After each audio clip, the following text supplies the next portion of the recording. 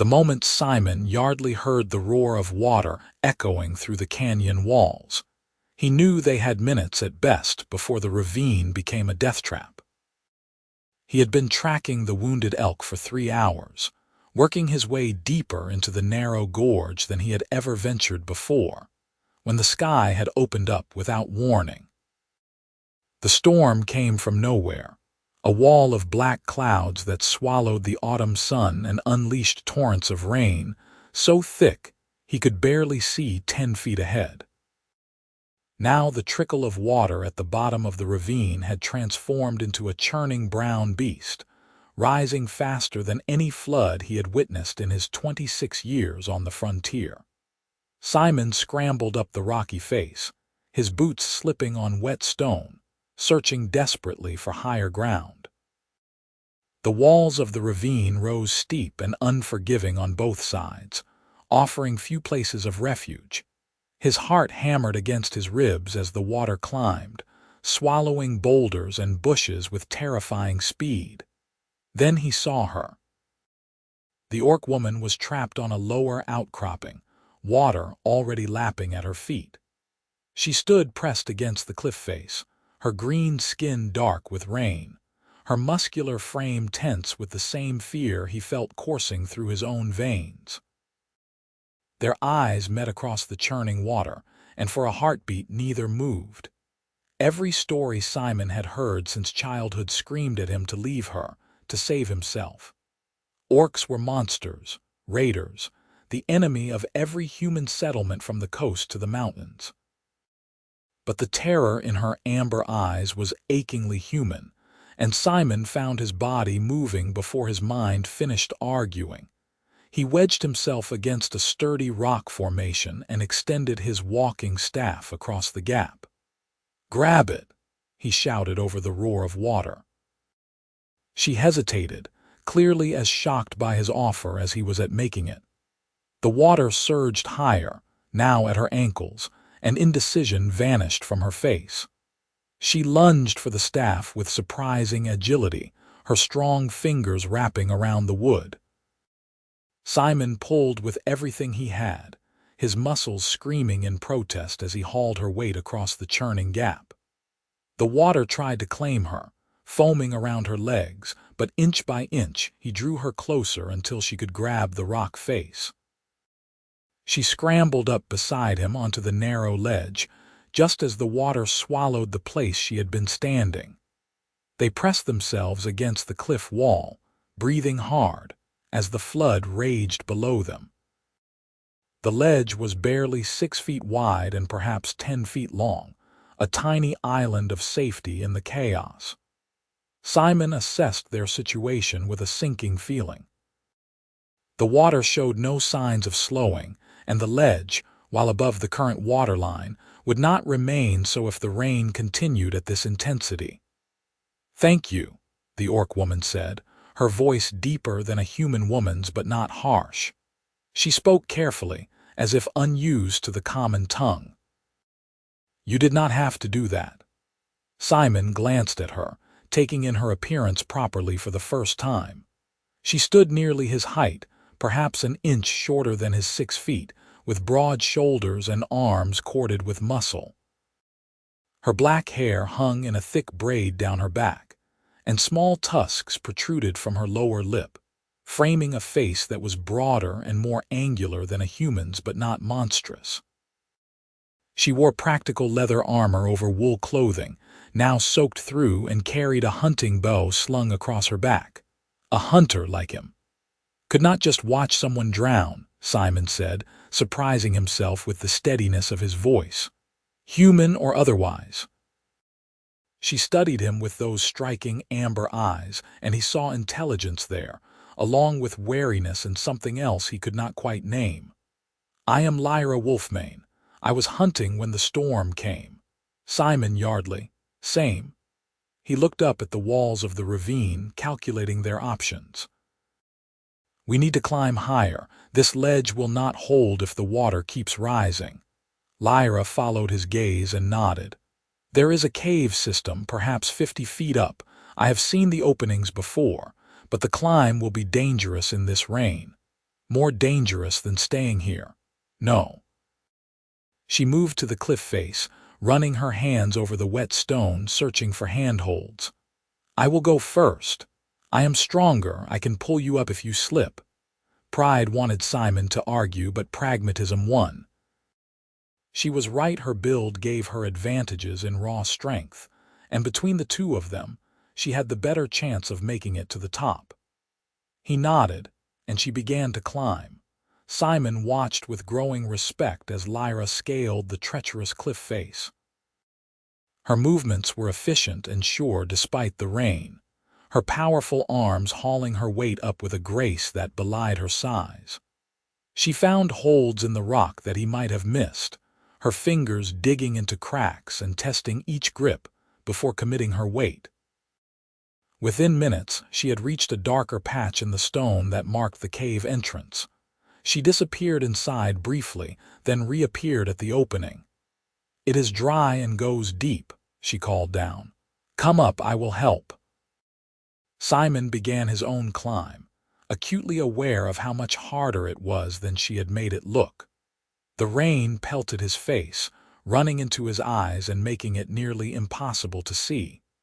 His fingers were already numb from cold, fumbling at the stone. Twice he slipped, his boots skidding on wet rock, and his heart leaped into his throat. He was perhaps 30 feet up when his handhold crumbled, sending him swinging wildly by one hand. "Simon!" Lyra's shout cut through the storm. She had climbed back down with startling speed and now hung beside him, one hand locked around his wrist with an iron grip. "I have you." Together they scrambled the remaining distance, and then Simon was tumbling into the cave entrance, gasping and shaking. Lyra pulled herself in after him, and for a long moment they both simply lay on the stone floor, catching their breath. The cave was a mercy after the violence of the storm. The ceiling rose perhaps 8 feet at its highest point, and the space extended back into darkness, but the entrance provided enough shelter from the wind and rain. The temperature was cool but not freezing, and most importantly, it was dry. Simon sat up slowly, assessing himself for injuries. A few scrapes, muscles that would be sore tomorrow, but nothing serious. "Are you hurt?" Lyra asked, crouching nearby. In the dim light filtering through the cave mouth, her green skin seemed to glow faintly. "No, thanks to you." Simon met her eyes. "You saved my life up there." She looked away, seeming uncomfortable with the acknowledgement. "You saved mine first. We are even." "I suppose we are." Simon shrugged off his pack, which had miraculously stayed with him through the ordeal. "We should make camp here until the storm passes. Could be hours or could be days." Lyra nodded and moved deeper into the cave. Simon heard the scrape of stone on stone, then a spark flared in the darkness. She had found some dry wood likely left by previous travelers and within minutes had coaxed a small fire to life. The flames cast dancing shadows on the cave walls, and Simon felt some of the tension leave his shoulders as warmth began to seep back into his bones. They sat on opposite sides of the fire, not quite looking at each other. The situation felt surreal to Simon. He was alone in a cave with an orc, the very creature he had been taught to fear and hate since childhood. But Lyra did not seem monstrous as she carefully fed twigs to the flames, her movements precise and controlled. She seemed like any other hunter caught in bad weather, trying to survive. "How far is your settlement?" Lyra asked eventually, her voice quiet. "Riverside, about a day's walk northeast. You?" "My clan's territory is 3 days south." She paused. "They will not miss me for a week. I told them I was ranging far." Simon heard something in her tone, a loneliness that resonated with his own. "Not close with your clan," Lyra's jaw tightened. "I am too soft, they say, too curious about humans. They do not trust me anymore." She looked up at him, defiance in her eyes. "What about you? Will your people worry?" "I live alone outside town, trapper and hunter. Folk do not pay much mind to my comings and goings." Simon pulled out his water skin and took a drink, then offered it to her. She hesitated before accepting, taking a careful sip before handing it back. "Truth is, I prefer it that way. Easier than dealing with everyone's expectations." "What expectations?" "That I should marry, settle down, take up farming like my father wanted, make something respectable of myself." Simon heard the bitterness in his own voice and tried to soften it. "I tried that life for a while. Had a girl I was courting, a piece of land, the whole dream. But she married someone else when she realized I would never be content staying in one place." Lyra nodded slowly. "I understand that feeling. My mother wants me to bear strong children for the clan, to stop wandering and accept my role. But I want to see what lies beyond our territory, to understand the world." She gestured to the cave around them. "This is the farthest I have ever traveled from home." They fell into silence again, but it felt more comfortable now, a shared understanding passing between them. Outside, the storm raged on, but inside the cave, the fire crackled peacefully. Simon found himself studying Lyra when she was not looking, noting the sharp line of her jaw, the way her ears came to delicate points, the careful way she moved as if always conscious of her strength.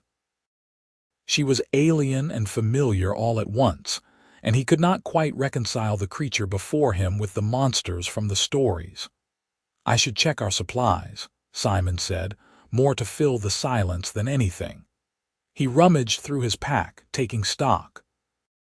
"I have some dried meat, hard cheese, bread that is a little wet but still good, enough for 3 or 4 days if we are careful." "I have the same, mostly." Lyra opened her own pack. "And some tubers I gathered yesterday. We can roast them." They prepared a simple meal together, an oddly domestic scene that felt deeply strange. Simon watched as Lyra expertly wrapped the tubers in large leaves and nestled them in the coals at the edge of the fire. Her hands were large with thick fingers, but she handled the delicate task with surprising gentleness. "You are a good cook," Simon observed as they ate. The tubers were perfectly done, soft and sweet. Lyra's tusk showed briefly in what might have been a smile. "Survival skill. If you cannot cook, you go hungry in the wild. Fair point." Simon tore off a piece of bread and offered half to her. "Tell me something. Your people, they really cast out orcs who are friendly to humans?" Her expression darkened. "Yes. They say humans are treacherous, that they will smile while they sharpen their knives, that any orc who trusts them is a fool." She met his eyes. "Are they right?" The question hung heavy in the air. Simon thought about Riverside, about the way people spoke of orcs as beasts, as raiders who stole livestock and burned fields. He thought about the militia patrols that ranged the borderlands, looking for orc war parties. But he also thought about the terror in Lyra's eyes when the water rose, the strength of her grip when she pulled him to safety, the careful way she shared her food with him now. "Some humans are treacherous," he said honestly. "Some would kill you just for being what you are, no questions asked. But not all of us. Just like I am guessing not all orcs are the raiders and killers we are told about." "No," Lyra said softly. "Most of us just want to live, to hunt, to raise our children in peace. But the clans remember the wars, the times humans drove us from good land, the broken treaties. The anger runs deep. On both sides," Simon acknowledged. He stared into the fire, watching the flames dance. "My grandfather was killed in a raid when I was young. My father hated orcs his whole life because of it. But he is dead now too, and I have to wonder what all that hate accomplished. Just more death, more fear." They sat in contemplative silence as the night deepened outside the cave. The rain continued its relentless assault, and occasional flashes of lightning illuminated the mouth of the cave, followed by rolling thunder that echoed through the ravine. Despite the storm's fury, Simon felt strangely peaceful. Perhaps it was exhaustion, or perhaps it was the simple comfort of another living being sharing this small pocket of safety. "We should sleep in shifts," Lyra suggested, "in case the water rises further or something else seeks shelter here." "Good idea. I can take first watch." "No, you are exhausted. I saw how hard that climb was for you. Rest now, I will wake you in a few hours." Simon wanted to argue, but his body betrayed him with a jaw-cracking yawn. "All right, but wake me if anything happens." He settled against his pack, wrapping his cloak around himself. The last thing he saw before sleep claimed him was Lyra sitting by the fire, her profile strong and watchful, a guardian against the night. Simon woke to find pale dawn light filtering into the cave and the smell of something cooking. He sat up, momentarily disoriented, then remembered where he was. Lyra knelt by the fire, turning strips of meat on a flat stone she had positioned over the flames. She glanced over as he stirred. "Good morning. The rain has stopped." Simon rubbed his eyes and moved to join her by the fire. "You let me sleep the whole night. You needed it." She handed him a strip of the cooked meat. "And nothing happened. The water has gone down, but the ravine is still flooded. We will need to wait longer before trying to leave." He accepted the meat, chewing thoughtfully. It was seasoned with herbs he did not recognize, but it tasted good. "Thank you for the watch and the breakfast." They ate together as the cave brightened with morning light. Outside, the world looked washed clean, the stone of the ravine walls gleaming wet. The flood waters had indeed receded significantly, but the bottom of the gorge was still a churning brown river perhaps 20 feet across. No way to cross safely yet. "Tell me about Riverside," Lyra said as they finished eating. "What is it like?" Simon considered the question. "Small. Maybe 300 people. We have a mill, a smithy, a general store, and a tavern. Most folk are farmers or ranchers. It is quiet, generally peaceful. Nothing exciting ever really happens." "It sounds nice," Lyra said wistfully. "My clan is always moving, following the game. We have no permanent home, just territories we pass through with the seasons." "That sounds lonely." "It can be, but it is also free." She poked at the fire with a stick, sending up a small shower of sparks. "I have always wondered what it would be like to stay in one place, to build something that lasts. But orcs do not do that. We move, we hunt, we survive. That is our way." "Ways can change," Simon said. "Nothing is set in stone." Lyra looked at him thoughtfully. "Your people would never accept an orc in their town." "Probably not," he admitted. "But my cabin is outside of town. Sometimes I do not go in for weeks at a time. Nobody bothers me out there." He was not sure why he said it, what impulse drove the words, but they hung in the air between them, full of unspoken possibilities. Lyra said nothing, but something shifted in her expression, a cautious hope that she quickly masked. They spent the morning exploring the cave system. It extended back farther than Simon had expected. A network of chambers and narrow passages carved by ancient water. In one of the deeper chambers, they found evidence of previous inhabitants' old fire pits, some broken pottery, and markings on the walls that neither of them could decipher. "People have sheltered here before," Simon observed, running his fingers over the carved symbols. "Many times, I would guess." "Perhaps some of them were trapped by floods too," Lyra said. She stood close enough that he could feel the warmth radiating from her larger frame. "Perhaps some of them were enemies who became friends." Simon turned to look at her, acutely aware of her proximity. In the dim light of the deeper cave, her amber eyes seemed to glow. "Is that what we are, friends?" "I do not know." Her voice was quiet, uncertain. "I have never had a human friend before. I am not sure it is allowed." "By who? Your clan?" "By anyone. By the way things are." "Maybe the way things are is wrong," Simon said. He held her gaze, feeling something shift between them, some invisible line being crossed. "You saved my life yesterday. You shared your food with me, kept watch while I slept. If that is not friendship, what is it?" Lyra was quiet for a long moment. When she spoke, her voice was rough with emotion. "In my clan, we have a saying, blood shared in battle makes kin of strangers.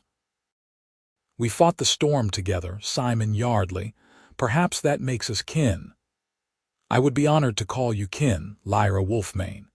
She smiled then, a real smile that showed her tusks and made her whole face transform.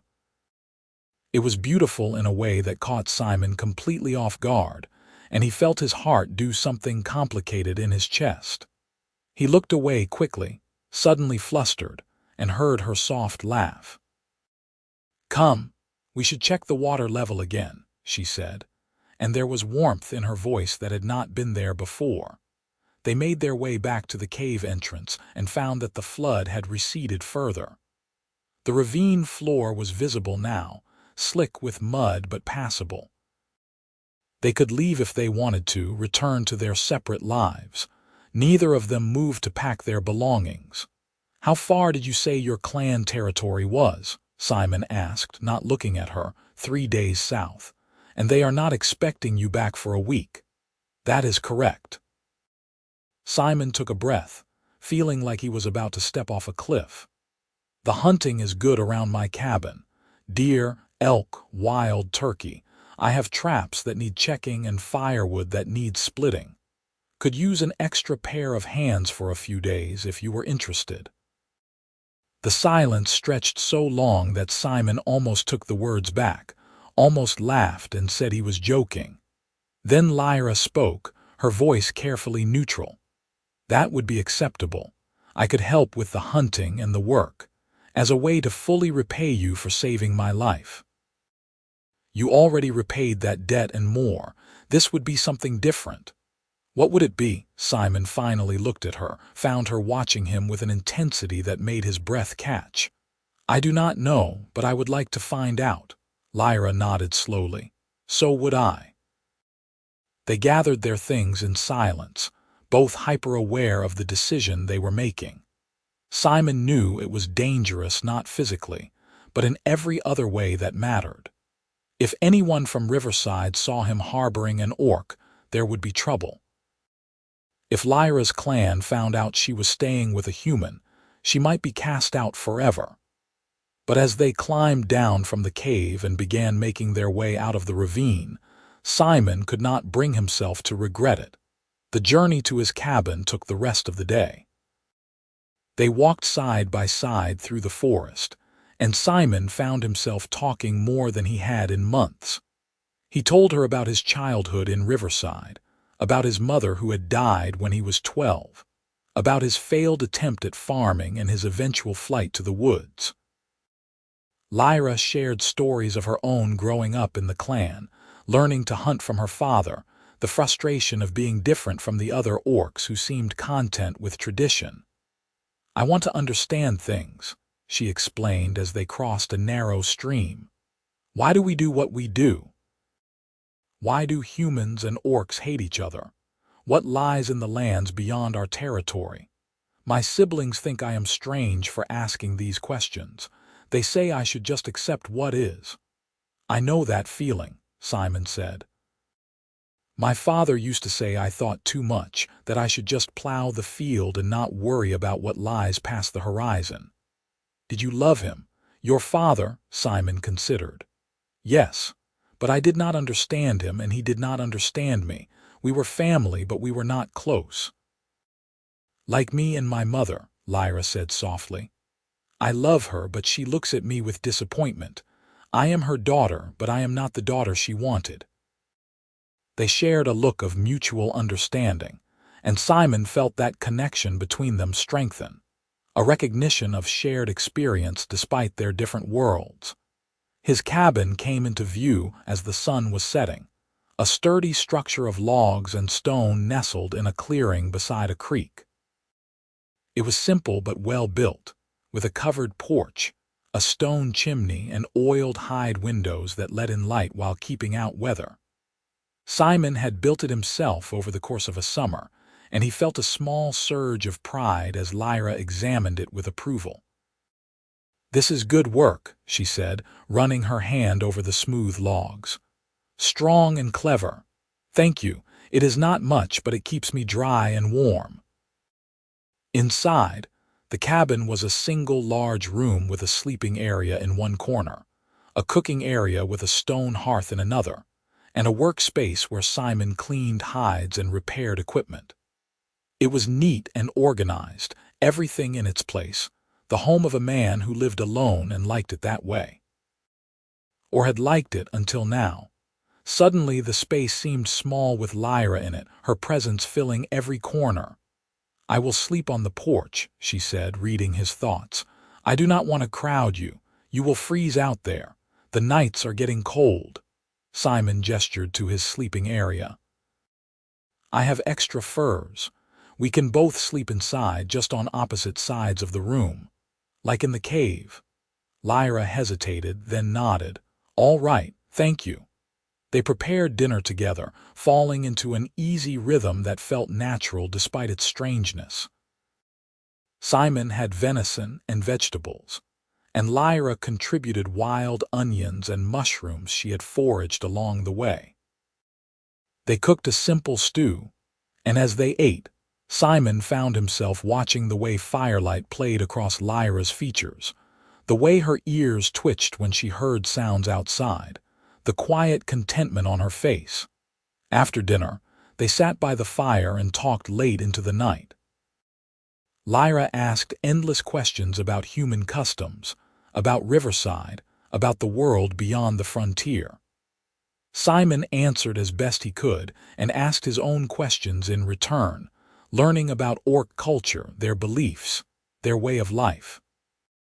He learned that orcs valued strength, but also cleverness, that they had no written language but passed down history through stories and songs, that they believed every living thing had a spirit that must be respected. "We are not so different, your people and mine," Simon observed. "We want the same basic things: safety, food, family. But we have been enemies for so long," Lyra said. "That does not change easily, maybe not, but it has to start somewhere, with someone." She looked at him across the fire, her expression unreadable. "Is that what we are doing?" "Starting something. I think maybe we are." The words hung in the air, weighted with meaning. Simon's heart hammered in his chest as he held her gaze, and he saw his own nervousness reflected in her eyes. This was madness, impossible, but it felt more real than anything he had experienced in years. Finally, Lyra stood. "I should sleep. Tomorrow will be a long day of work." "Right. Yes, sleep well, Lyra. Sleep well, Simon." They settled into their separate sleeping areas, the fire burning low between them. Simon lay awake for a long time, staring at the ceiling beams, acutely aware of Lyra's presence across the room. He heard her breathing slow and deepen as she fell asleep, and only then did he allow himself to relax. What was he doing? What was he starting? He had no answers, only the certainty that he wanted her to stay, that the thought of her leaving filled him with an unexpected ache. Somewhere in the storm and the cave and the long walk through the woods, something had taken root between them, fragile and strange and absolutely terrifying, but also wonderful. Simon smiled into the darkness and finally let sleep take him. The next days fell into a pattern that felt both surreal and deeply right. They woke at dawn and worked together through the morning, checking Simon's trap lines, gathering firewood, hunting, maintaining the cabin. Lyra was a revelation to work alongside. She was stronger than him, able to carry heavier loads and work longer without tiring, but she never made him feel inadequate. Instead, she asked his advice, deferred to his knowledge of the local terrain, and praised his skills genuinely. In turn, Simon found himself in awe of her abilities. She could track game over ground he would have thought impossible to read. She could draw her bow with a strength that sent arrows through targets like they were paper. She knew plants and herbs he had never heard of, and taught him which ones could heal wounds or ease pain. They hunted together one morning, moving through the forest in companionable silence. Simon spotted the deer first, a young buck grazing in a small clearing. He readied his bow, but Lyra touched his arm and shook her head. She pointed to the deer's left front leg, and Simon saw the injury there, probably from a fall or a fight. "He will heal," she whispered. "We should find a healthy one, let him live." Simon lowered his bow, struck by her compassion. Many hunters would have taken the easier shot. They moved on and eventually brought down a doe that was healthy and quick, killing her cleanly. Lyra knelt beside the fallen animal and spoke words in her own language, something that sounded like a prayer or a thanks. "We honor the spirit," she explained when she saw Simon watching. "She gave her life so we may live. We owe her respect." "That is beautiful," Simon said, and meant it. They dressed the deer together and carried it back to the cabin. That evening they prepared the meat, working side by side at Simon's work table. Their hands brushed occasionally, and each time Simon felt a jolt of awareness. He found himself watching the way Lyra's muscles moved under her skin, the precise way she handled the knife, the small expressions that crossed her face as she worked.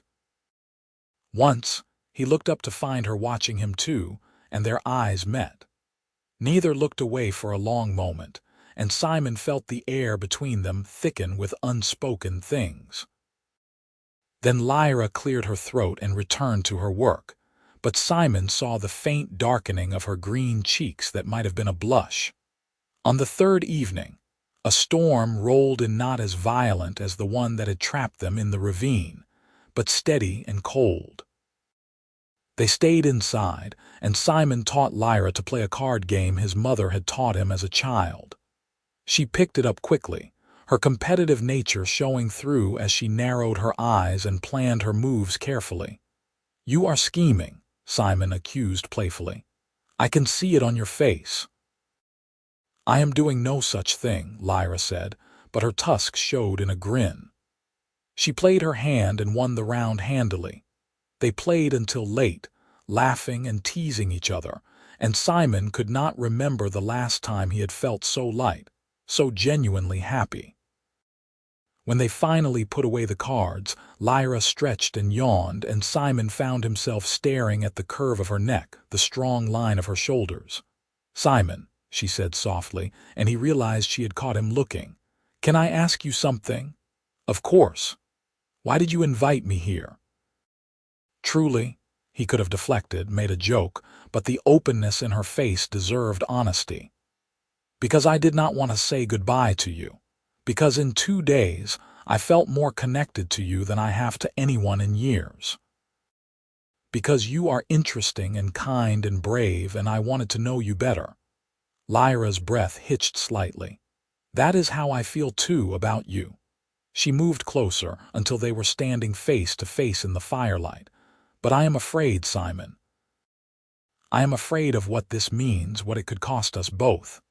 "I am afraid too," he admitted, "but I think some things are worth being afraid for." "What thing is this? What are we?" Simon reached out slowly, giving her time to pull away, and brushed his fingers against hers. Her hand was warm and rough with calluses, and when she did not flinch, he wove their fingers together.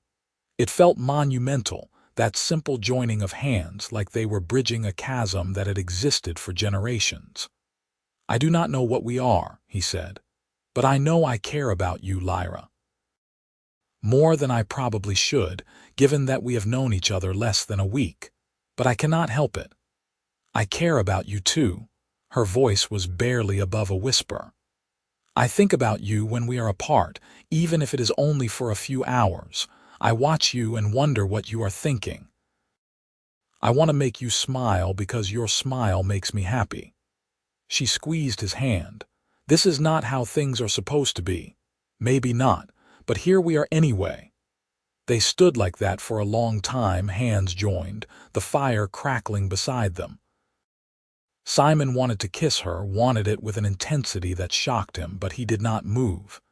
This was too new, too fragile. They had time. They could go slowly. Eventually, Lyra pulled away gently. I should sleep. Tomorrow is my last day here. I told my clan 1 week. The words hit Simon like cold water. Her last day. He had known it was coming, but hearing it spoken aloud made it real. You could stay longer. They will come looking if I do not return soon, and if they find me here with you. She did not finish the sentence, but she did not need to. What if you did not go back? The words were out before Simon could stop them, reckless and huge. Lyra stared at him, her eyes wide. What are you saying? I am saying stay. Live here with me. Hunt these woods, make this your home. I know it is crazy, I know we barely know each other, but Lyra, I do not want you to leave. I do not want to go back to being alone. Simon. Her voice was thick with emotion. If I do not return, my clan will think I am dead or captured. They will send warriors to search. And if they find me living with a human, I will be cast out forever. No orc will speak to me, I will have no people, no place I belong. You will belong here, with me. And what of you? What happens when someone from Riverside sees me, when they realize you are harboring an orc? They will turn on you, call you a traitor. You will lose your community too. Simon wanted to argue, to say he did not care, but the words stuck in his throat, because she was right. The consequences would be severe for both of them. But looking at her, at the pain in her eyes, he knew the alternative was worse. Then we will be outcasts together, he said firmly. We will make our own community right here. Just you and me against the world, if that is what it takes. Tears gleamed in Lyra's eyes. You would give up everything for me. Someone you have known for 5 days. I would. Because these 5 days have meant more to me than the last 5 years. Because you make me feel alive in a way I had forgotten was possible. Because when I imagine my future now, you are in it. He took both her hands in his. I am not saying it will be easy. I'm not saying there will not be hardship and danger, but I am saying I want to try, if you do. A tear slid down Lyra's cheek, and Simon reached up to brush it away. Her skin was warm beneath his touch, slightly rough in texture, utterly precious. She leaned into his hand, her eyes closing briefly. I want to try, she whispered. I want it more than I have wanted anything, but I am so afraid. We will be afraid together.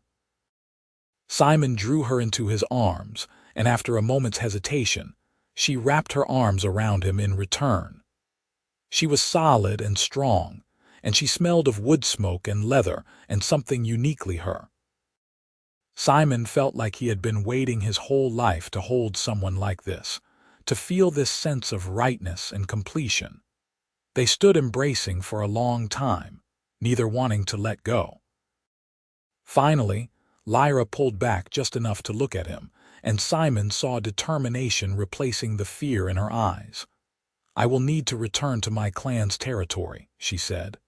I need to speak to my mother to tell her my decision in person. She deserves that much. I will come with you. No.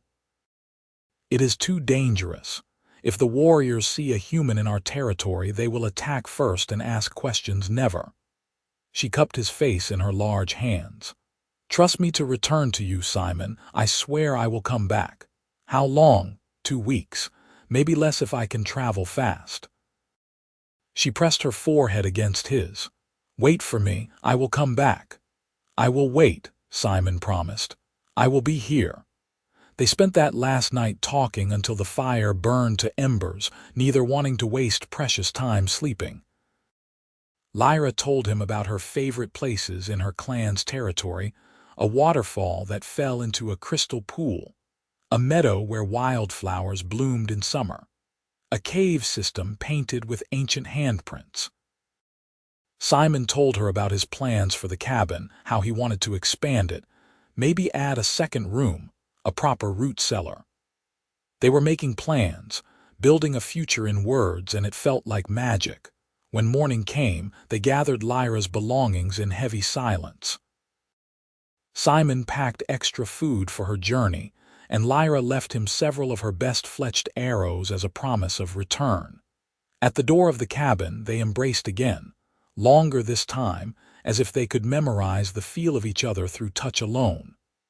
2 weeks, Lyra said against his shoulder.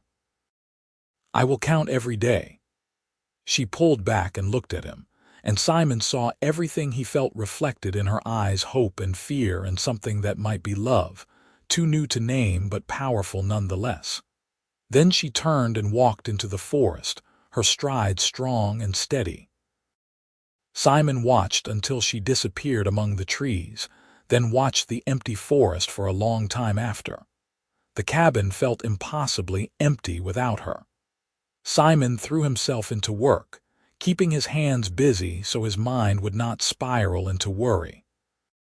He expanded the sleeping area as he had mentioned, building a proper bed frame to replace the pile of furs on the floor. He reinforced the cabin walls, preparing for winter. He hunted and preserved meat, gathered and stored vegetables and tubers. Every task he did with the thought of Lyra returning, of making the space ready to truly be a home for both of them. In the evenings he counted days. 1, 2, 3. He imagined Lyra traveling south, reaching her clan, having difficult conversations. 4, 5, 6. He worried. What if her mother convinced her to stay? What if the clan refused to let her leave? What if she encountered danger on the journey back? 7, 8, 9. He tried to stay hopeful, but doubt crept in during the long nights. On the 10th day, Simon went to check his traps and found them sprung but empty. He crouched to examine the nearest one and saw the tracks: human boots, several different pairs. His blood ran cold. People from Riverside, ranging out this far. It was possible, though unusual. He reset the traps with uneasy hands and hurried back to the cabin.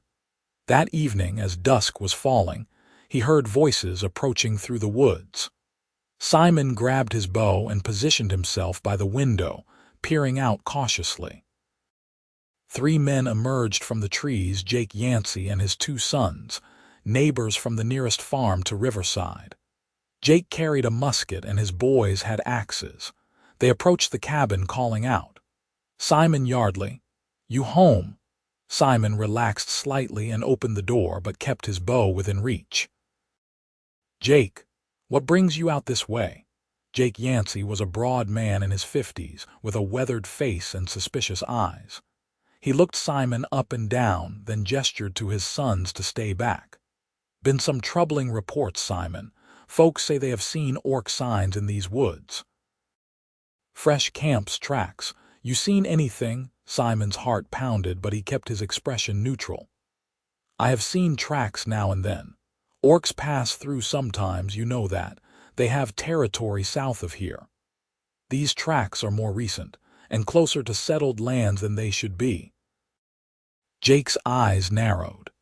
"You have been alone out here a long time, Simon. Maybe you got careless, did not notice how close they are getting.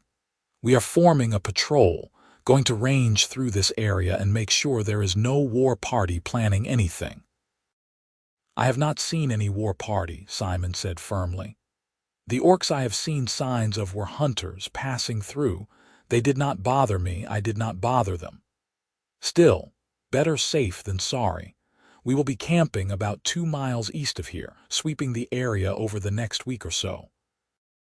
You see anything suspicious, you come find us." "All right," Simon nodded, not trusting his voice. After a few more minutes of awkward conversation, Jake and his sons left. Simon closed the door and leaned against it, his mind racing. A patrol sweeping the area for the next week. And Lyra was due to return any day now. If they saw her, if they found her trying to reach the cabin, they would attack without hesitation. He had to warn her, but how? He did not know exactly where she would approach from, and he could not spend all day every day ranging through the woods without arousing suspicion. All he could do was stay alert and hope that she saw the patrol before they saw her. Days 11 and 12 passed in agonizing tension. Simon ranged as far from the cabin as he dared, looking for any sign of Lyra, but found nothing. He saw the patrol twice, heard their voices echoing through the forest, and both times his stomach twisted with fear. On day 13, he found orc tracks fresh, moving carefully through the underbrush. His heart leaped. Lyra was close. He followed the tracks until he heard movement ahead, then called out softly in the orc greeting phrase Lyra had taught him, hoping his pronunciation was close enough.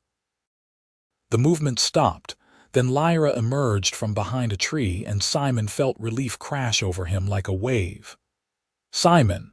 She rushed to him, and they collided in an embrace that nearly knocked them both over. "I made it back." "I was so worried. The journey took longer than I thought. There were storms. There are humans patrolling these woods," Simon cut in urgently. "A militia from Riverside looking for orcs. They are camped about 2 miles east and they are sweeping the whole area." Lyra's eyes widened in fear. "Do they know about me?" "No, but if they see you, they will not ask questions. We need to get you to the cabin and keep you hidden until they leave." They moved through the forest like ghosts, every snapping twig making them freeze in terror. Simon led Lyra by a circuitous route, avoiding the areas where he had seen the patrol. It took twice as long as it should have, but finally they reached the cabin as full darkness fell. Inside, Simon barred the door and extinguished all but the smallest fire in the hearth.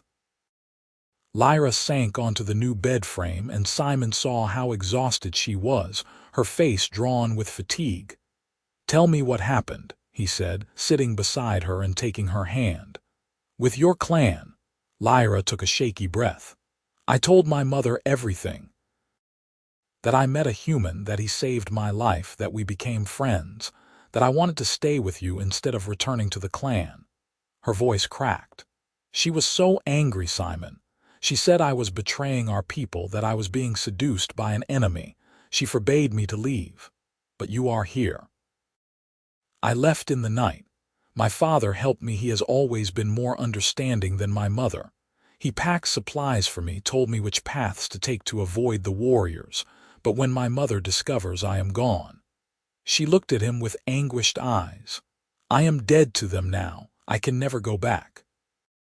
Simon pulled her against him, feeling her shake with silent tears. "I am so sorry. I know that was not an easy choice. It was the hardest thing I have ever done. But Simon, even as I walked away, even as I heard my mother calling my name, I knew I was making the right choice. Because I was walking toward you, toward the life I want, not the life I am supposed to want." She looked up at him, tears still wet on her cheeks. "I love you. I have loved you since that moment in the cave when you called me kin. And I am choosing you, choosing us, no matter the cost." Simon's heart felt too large for his chest. He cupped her face in his hands, brushing away her tears with his thumbs. "I love you too, Lyra. I have been miserable every second you were gone. I built a bed for us. I hunted enough food for 2. I imagined you here beside me every night. You are everything I never knew I needed." "Simon," she breathed, and then he was kissing her, finally. Her lips were warm and soft despite her tusks, and she kissed him back with a hunger that matched his own. They clung to each other, the kiss deepening, months or years of loneliness pouring into this single moment of connection. When they finally broke apart, both breathing hard, Lyra smiled, really smiled, joy transforming her whole face despite the tears. "I am home," she said wonderingly. "For the first time in my life, I am home." "You are home," Simon agreed, "and I am never letting you leave again." They held each other as the night deepened, and despite the danger that lurked in the forest outside, Simon felt at peace. They would face whatever came together. They had chosen each other against impossible odds, and that choice felt like the truest thing he had ever done. Over the next 3 days, they lived in careful silence. Lyra stayed inside the cabin while Simon went about his normal routine, trying not to draw attention. At night, they talked in whispers, learning each other, planning their future. Simon told her about the winters here, how deep the snow got, what game was available. Lyra told him about orc traditions. She wanted to keep the ritual of thanking hunted animals, the celebration of the full moon, the practice of storytelling around the fire. "We can make our own traditions too," Simon suggested. "Blend the best of both our cultures." "I would like that," Lyra said. She was lying beside him on the new bed, their fingers interlaced between them. "We will be something new, not quite human, not quite orc, but something that belongs to both worlds and neither. Do you regret it? Giving up your clan?" She was quiet for a moment. "I miss my father. I miss my younger brother who always supported my strange ideas. But no, I do not regret it. This feels right, Simon, being here with you, building this life. It is what I was always meant to do, I think. I just did not know it until I met you." On the 4th day after Lyra's return, Simon went to check his traps and found Jake Yancey waiting at the nearest one. The older man had his musket across his lap, and his expression was grim. "Morning, Simon. We need to talk." Simon's blood ran cold, but he kept his voice steady. "What about?" "My boys found an orc camp about a mile south of here. Cold, couple days old, but it was definitely used recently. Single orc, looks like, traveling alone." Jake stood, his musket now held casually but ready. "You said you had not seen anything unusual." "I have not," Simon lied. "But one orc passing through is not unusual, Jake. They have hunting rights in these woods, same as we do by the old treaties. Treaties made in different times, before the raids started up again." Jake studied him carefully. "You seem nervous, Simon." "I am standing in front of a man with a loaded musket asking me strange questions. Most people would be nervous." Jake's expression softened slightly. "I am not trying to frighten you, but there have been rumors in town. People saying you have gone strange, living alone out here so long. Saying maybe you are not as careful about orc movements as you should be." I told them they were talking nonsense, that Simon Yardley is a good man, a reliable man. But now I am wondering if maybe they had a point. "Jake, I do not know what you want me to say." "I want you to say that if you see an orc, you will report it immediately. I want you to say that you understand these creatures are dangerous and not to be trusted. Can you say that, Simon?" Simon met the older man's eyes and made a decision. He could lie, could say whatever Jake wanted to hear. But something in him rebelled at the dishonesty, at denying Lyra even in words. "No," he said quietly, "I cannot say that." Jake's face hardened. "Why not?" "Because it is not true. Orcs are people, Jake. They are different from us, but they are not monsters. They have families, hopes, fears. They are just trying to survive, same as we are. That is heresy, boy, dangerous talk. It is the truth, and I am tired of pretending otherwise." Jake was silent for a long moment, studying Simon like he was seeing him for the first time. Finally, he sighed and shook his head. "I do not know what happened to you out here, Simon, but you have changed, and not for the better in my estimation." He shouldered his musket. "The patrol is leaving tomorrow, but I will be telling folks in Riverside about your attitude. You might want to think hard about whether you want to keep living this close to town if you are going to talk like that." "I will keep it in mind. Thank you for the warning, Jake." The older man nodded stiffly and walked away. Simon watched him go, his heart heavy.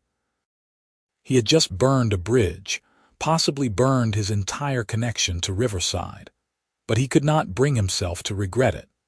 Denying Lyra, calling her a monster, would have been a betrayal worse than any social consequence.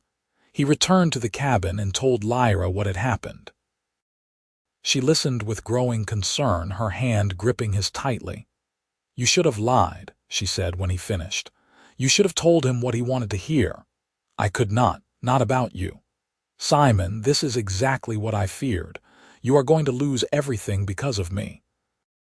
"I am not losing anything that matters." He pulled her close, pressing a kiss to her forehead. "Riverside was never really my home anyway. This is my home. You are my home." Lyra held him tightly, and he felt her tears wet against his neck. "I do not deserve you." "Yes, you do. We deserve each other. We deserve this happiness we have found." The patrol left the next day, as Jake had said. Simon and Lyra waited an extra day to be sure, then cautiously returned to their normal routine. Lyra began spending time outside, hunting and gathering with Simon, and the forest felt alive in a new way with her presence. She taught him orc tracking techniques, songs her father had taught her, words in her language. He taught her to cook human dishes, to play the handful of instruments he kept in the cabin, a simple flute and a small drum to write her name in human letters. They were building a life, piece by piece, and it was beautiful. 2 weeks passed peacefully. Simon began to hope that maybe, just maybe, they would be left alone. Then one morning he went outside to find 3 horses tied near his cabin, and his stomach dropped. Inside, Lyra had already heard the horses. She stood by the window, her bow in hand, her expression fearful. "Company." "Seems like it. Stay here, stay quiet. I will handle this." Simon opened the door before anyone could knock and found himself facing Sheriff Marcus Yancey, Jake's older brother, along with 2 deputies. The sheriff was a hard man with cold eyes, and he looked at Simon with open suspicion. "Simon Yardley, we need to search your cabin." "On what grounds, Sheriff?" "On the grounds that you are suspected of harboring an enemy of Riverside. Jake filed a report about your behavior and your refusal to condemn orcs. We have reason to believe you might be hiding one." Simon's mind raced. He could refuse, but they would search anyway. He could fight, but he would lose. Or he could try one last time to appeal to reason. "Sheriff, I am not harboring anyone. I live alone, have for years. You are welcome to look around, but you will not find anything." "We will see about that." "Step aside." Simon had no choice but to move. The sheriff and his deputies entered the cabin, and Simon held his breath, praying that Lyra had found a hiding place. They searched methodically the sleeping area, the workspace, the food storage. One of the deputies found the 2nd set of furs on the bed and held them up. "Sheriff, looks like 2 people have been sleeping here." "Just extra blankets for winter," Simon said quickly. "Gets cold." But the sheriff had seen something else. He walked to the wall where Lyra had hung some of her belongings, her bow, her quiver, a leather pack. He touched the bow, noting its size, its craftsmanship. "This is orc made," he said flatly, "and it is too large for you." "I took it as payment for a job," Simon lied desperately. "From a traveling trader." "What trader? When?" "I do not remember his name. A few weeks back." The sheriff turned to face him fully. "You are lying, boy. Where is she?" "There is no one here but me." One of the deputies had moved to the small back window, the one that looked out on the creek. "Sheriff, there are tracks out here, fresh ones, leading to the water." Simon's heart sank. Lyra had fled through the back, trying to escape, but now they knew for certain she had been here, and they would hunt her. "Spread out," the sheriff ordered. "Find her." "And Simon Yardley, you are under arrest for collaborating with an enemy. You will return to Riverside to face justice." "Justice?" Simon laughed bitterly. "What justice is there in punishing someone for showing kindness, for daring to see orcs as people instead of monsters? That kind of thinking gets people killed, boy. It makes you weak, makes you vulnerable. We cannot have that kind of weakness in our community." "Then I am glad I am no longer part of your community." The sheriff's expression darkened. You do not get to make that choice. You were born in Riverside, you are a citizen of Riverside, and you will face our laws. He nodded to one of the deputies, who produced rope and began binding Simon's hands. Simon did not resist, but his mind was racing. Lyra was out there being hunted. He had to warn her somehow, had to help her escape. But bound and guarded, he was helpless. They led him outside, and Simon scanned the forest desperately, looking for any sign of Lyra. Nothing. The deputies mounted their horses, and the sheriff pulled Simon up behind one of them.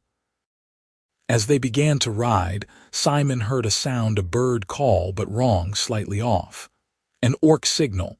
Lyra had told him about them. She was out there watching, and that call was a promise. She would not abandon him. The ride to Riverside took most of the day. They arrived as dusk was falling, and half the town turned out to see Simon Yardley brought in under arrest. He saw shock on many faces, satisfaction on others. They took him to the small jail behind the sheriff's office, a building he had never expected to see from the inside, and locked him in the single cell. The council will meet tomorrow to decide your fate, the sheriff said. I would spend tonight praying if I were you. Then Simon was alone in the dark cell, his mind full of Lyra. Was she safe? Would she stay hidden, or would she try something foolish like attempting a rescue? He had to hope she was smart enough to stay away to save herself. Even if it meant he never saw her again, at least she would be alive and free. The night passed slowly. Simon dozed fitfully on the hard cot, waking to every sound, hoping and dreading in equal measure. When morning came, the sheriff brought him water and hard bread, then left him alone again. Hours passed. Simon could hear activity outside, voices raised in argument, the sounds of people gathering. Finally, as the sun was setting again, the sheriff returned with 2 members of the town council. They looked at Simon with expressions ranging from pity to disgust. Simon Yardley, the elder councilman said formally, you are charged with consorting with orcs, providing aid and comfort to an enemy, and behavior unbecoming a citizen of Riverside. How do you answer these charges? Simon met their eyes steadily. I answer that I have done nothing wrong. I showed kindness to another living being. I fell in love. Those are not crimes. Love, the councilman's expression twisted. You claim to love a monster, an orc. Her name is Lyra, and yes, I love her. She is kind and brave and good, and she loves me in return. What we have is real, no matter how much you want to deny it. This is madness, the second councilman muttered. The boy has lost his mind. I have found my mind, Simon countered. I have found my heart. You are the ones who have lost something, your compassion, your ability to see past old hatreds. The elder councilman shook his head. You leave us no choice, Simon. You are hereby banished from Riverside and all territories under our protection. You have 3 days to leave the region, and if you are ever seen here again, you will be imprisoned permanently. Take what you can carry and go. It was, Simon realized, more mercy than he had expected. They could have ordered him executed or held him prisoner indefinitely. Banishment was harsh, but it gave him a chance. I accept the sentence, he said, and I have no desire to return to a place that values hatred over understanding. They released him that evening, escorting him to the town limits and watching as he walked into the darkening forest. Simon did not look back. He made his way north by starlight, moving as quickly as he dared, heading toward his cabin. He had to find Lyra, had to make sure she was all right. He reached the cabin near midnight and found it dark and empty. His heart sank. Had she fled? Had something happened to her? Then he saw the message scratched in the dirt near the door, the orc symbols she had taught him. Safe, waiting, North Cave. The North Cave was a shelter they had found during one of their hunting trips, about an hour's walk away. Simon grabbed supplies from the cabin: food, blankets, weapons, everything portable that they would need, and began the hike through the night forest. His muscles ached from the long day and the stress, but he pushed through, driven by the need to reach Lyra. He found the cave by the small fire burning at its entrance, carefully shielded from outside view. And there was Lyra, sitting watch with her bow across her lap. When she saw him emerge from the trees, she stood so fast she nearly dropped the weapon. "Simon!" She ran to him, and they collided in an embrace that made Simon's bruises from the ropes protest, but he did not care. She was solid and warm and real in his arms, and nothing else mattered. "Are you all right?" Lyra pulled back to examine him, her hands gentle as they checked for injuries. "Did they hurt you?" "No, I am fine. They banished me. I have 3 days to leave the region." "Leave?" Lyra's voice was small. "Leave where?" "Anywhere, as long as it is far from Riverside." Simon cupped her face, looking into her eyes. "Will you come with me?" "We can head west into the territories beyond the frontier. There are places there where no one knows us, where we can truly start fresh." "Of course I will come. Simon, I would follow you anywhere." She kissed him fiercely. "But are you certain? You will be giving up everything: your cabin, your land, any chance of reconciliation with your community." "I am giving up nothing that matters. You are everything that matters." He rested his forehead against hers. "We will build a new cabin. We will find a new place that can be ours. As long as I am with you, I am home." Lyra's eyes shone with tears, but she was smiling. "Then let us go. Let us find our place in this world." They spent the night in the cave, planning their route and preparing for the long journey ahead. At dawn, they set out west, walking side by side into the unknown. Simon looked back once at the forest that had been his home for so long, then turned his face forward. Behind him was the past, a life that no longer fit. Ahead was possibility and love, and Lyra's hand in his. The journey west took weeks. They traveled through forests and over hills, following game trails and avoiding settlements.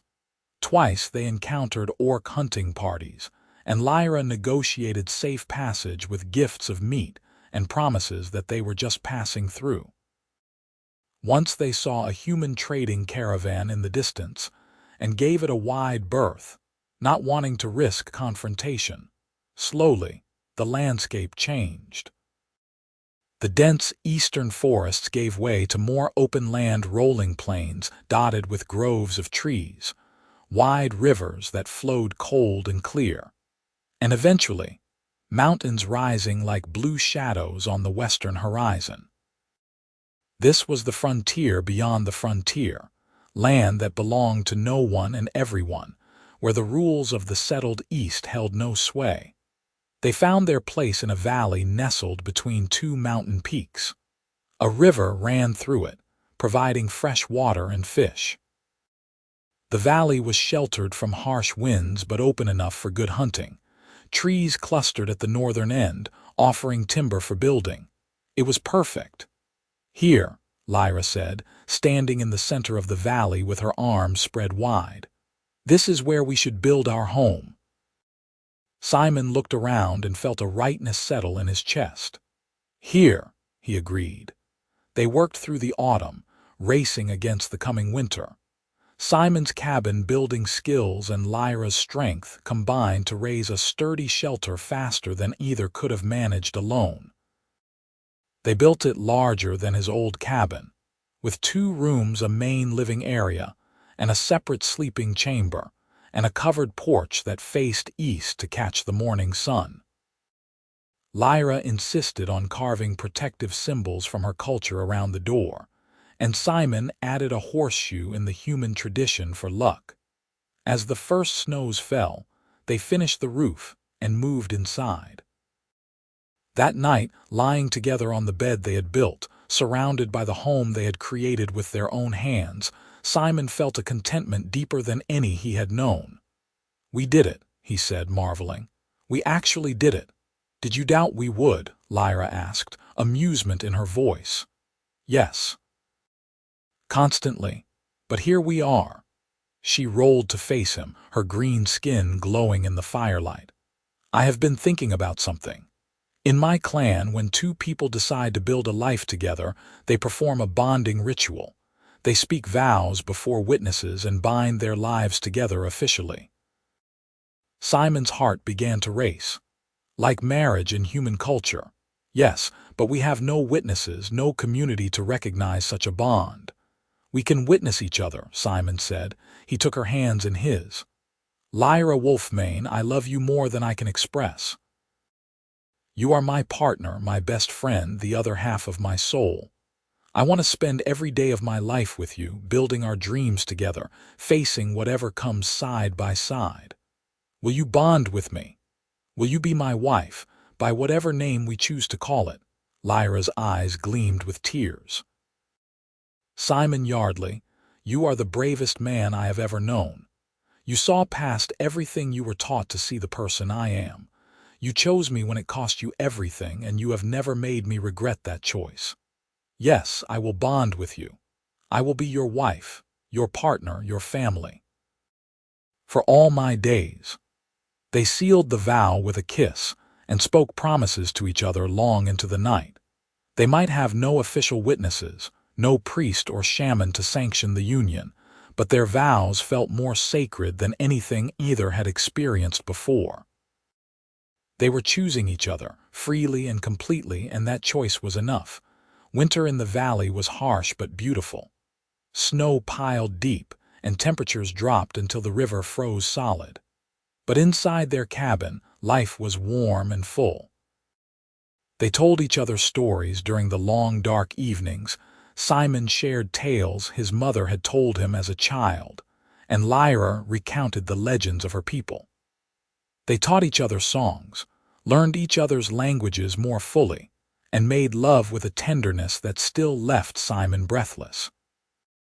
On the coldest nights, when wind howled outside and snow piled against the walls, Simon would hold Lyra close and marvel at the path that had led them here. A flood, a ravine, a desperate rescue that had changed everything. If he had not pulled her onto that ledge, if either of them had chosen differently at any point, they would not be here now. It seemed like fate or destiny, or maybe just dumb luck. But whatever it was, Simon was grateful for it every single day. Spring came slowly, the snow melting to reveal the valley green and full of life. Flowers bloomed in profusion, and the river swelled with meltwater. Lyra planted a garden using seeds she had gathered before leaving her clan's territory, and Simon built traps and hunting blinds throughout their land. They were establishing themselves, putting down roots. One warm afternoon in late spring, they were fishing in the river when Lyra suddenly went still, her head cocked as if listening to something Simon could not hear. "What is it?" he asked. "Riders, coming from the south. 3 horses, maybe 4. Simon's hand went to the knife at his belt. "Could be traders, or trouble. We should go back to the cabin, be ready." They hurried back and positioned themselves defensively, Lyra with her bow at a window, Simon by the door with his rifle. They waited tense as the sounds of horses grew louder. Then the riders emerged from the tree line and Simon felt his breath catch. It was not a threat. It was a family, an orc man, his human wife, and their 2 children, one clearly a mix of both parents. They saw the cabin and the smoke from the chimney and approached cautiously, hands raised in peace. Simon and Lyra exchanged a glance, then opened the door and stepped out. The orc man dismounted, and Simon saw that he looked exhausted, his wife and children even more so. "Forgive the intrusion," the man said in heavily accented common tongue. "We have been traveling for many weeks, fleeing from those who would harm us. When we saw your home, we hoped perhaps you might offer shelter for a night, or at least point us to a safe place to camp." Simon looked at the family, at the children's hollow eyes. the parents' desperate hope, and he saw himself and Lyra reflected there. Other people who had dared to love across the divide, who had paid the price and were searching for a place to belong. "You are welcome here," Simon said. "Come rest. You are safe now." The relief on their faces was profound. As they dismounted and approached, Lyra stepped forward and spoke in her own language, welcoming them in orc tradition. The man's eyes widened in surprise and gratitude. That night, they shared their fire and their food and learned the family's story. The man, Grendel, and his wife, Mary, had fallen in love 5 years ago when she nursed him back to health after a hunting accident. They had faced hatred from both their communities and eventually fled with their children to find a new life. They had been wandering for months, always moving, never safe. "Stay," Lyra said suddenly. Simon looked at her in surprise, but she met his eyes with certainty. "Build your home here in this valley. There is room enough for more than just us. We can start something new, a place where humans and orcs live together in peace. A community built on acceptance instead of hate." Simon felt something click into place in his mind. This was what they were meant to do, what the universe had been pushing them toward all along.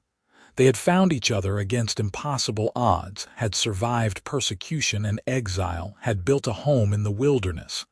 Now they could offer that same hope to others. "Yes," he said firmly. "Stay. We will help you build, and if others come, fleeing the same prejudice we faced, we will welcome them too." Grendel and Mary looked at each other, then at their children, and Simon saw tears of hope streaming down their faces. "Thank you," Mary whispered. "Thank you." Over the following months, they built a second cabin on the other side of the valley. Then a third, when another mixed couple arrived, having heard rumors of a safe haven in the western mountains. Word spread slowly but steadily. There was a place where humans and orcs lived together, where love was not a crime, where children of both species could grow up in peace. By the end of the second year, their valley held 7 families. They built a communal meeting house, established hunting territories and farming plots, created rules and structures to govern themselves fairly. It was hard work, and there were challenges. Old prejudices did not die easily, even among those who had suffered from them. But slowly, steadily, they built something beautiful. Simon and Lyra became the unofficial leaders of what they began calling Haven Valley. People brought disputes to them for mediation, asked their advice on everything from crop rotation to marriage ceremonies, looked to them as an example of what was possible when hatred was set aside. On the 3rd anniversary of the day they met, Simon took Lyra to the high meadow above the valley, where wildflowers bloomed in riotous color. They stood together looking down at the community they had helped create, at the smoke rising from chimneys, children of multiple species playing together by the river, humans and orcs working side by side in the fields. "You ever miss it?" Simon asked. "Your old life, your clan?" Lyra was quiet for a moment. "Sometimes I miss my father. I wonder if he ever thinks of me, if he regrets helping me leave. But miss my old life? No. That life was about following rules, fitting into a box that was never shaped for me. This life, the one we have built, this is who I was always meant to be." "I feel the same. I thought I would miss Riverside, the familiarity of it, but I do not. That place wanted me to be small, to think small. Here we can be as large as we dream. We have built something amazing, have we not?" Lyra leaned against him, and Simon wrapped his arm around her waist. "From one desperate moment in a flooded ravine to this, it seems impossible. We were impossible. We still are in a way, but here we are anyway." Lyra laughed, the sound rich and joyful. "Here we are. And I would not change a single moment, not even the difficult ones. They all led us here, to this exact place and time. Simon thought back to that moment in the ravine when he had seen Lyra trapped and made the split-second decision to help her instead of leaving her to die. It had been instinct, nothing more. But that instinct had changed everything, had set in motion events that led to this meadow, this valley, this life they had created. "You think we will have children someday?" Lyra asked softly. The question caught Simon off guard. They had never discussed it explicitly, though he had wondered. Would that be possible? Human and orc. It has been done before. The other mixed couples here prove it can work. It would not be easy and there are no guarantees, but if you wanted to try. Simon turned to face her fully, taking both her hands. "I would love nothing more than to have a family with you, to raise children who know only love and acceptance, who never have to hide what they are." Lyra smiled, her whole face glowing with happiness. "Then let us try. Let us bring new life into this world we have made." They made love there in the high meadow, surrounded by flowers and sky, and Simon felt like they were consecrating not just their bond but their hope for the future. Whatever children they had would be symbols of what was possible when old hatreds were set aside, living proof that humans and orcs could build something together. As the seasons turned, Haven Valley continued to grow. They built a school where children of all species learned together. They established trade relationships with a few brave human and orc settlements willing to look past old prejudices for economic benefit. They planted orchards and vineyards, raised livestock, and slowly transformed the wild valley into a thriving community. And one spring morning, 5 years after they first met, Lyra woke Simon with shaking hands and told him that she was pregnant. Simon wept with joy, holding her close, feeling the miracle of it wash over them both. They had built a home, a community, a future. And now they would bring a child into it, a child who would know only love from both sides of their heritage. The pregnancy was not easy. Lyra's body struggled with the mixed heritage growing inside her, and there were moments when they feared they might lose the baby. But she was strong and stubborn, and when their daughter finally came into the world one crisp autumn evening, screaming her displeasure at the cold air, Simon thought his heart might burst from the joy of it. They named her Dawn, for the new beginning she represented. She had her mother's green skin, her father's blue eyes and tiny tusks that barely protruded from her gums. She was perfect and impossible and proof that love could create miracles. The whole valley celebrated her birth. Families brought gifts, cooked meals, offered help and advice. For a week, their cabin was never empty, always full of well-wishers who wanted to see the child and share in the joy.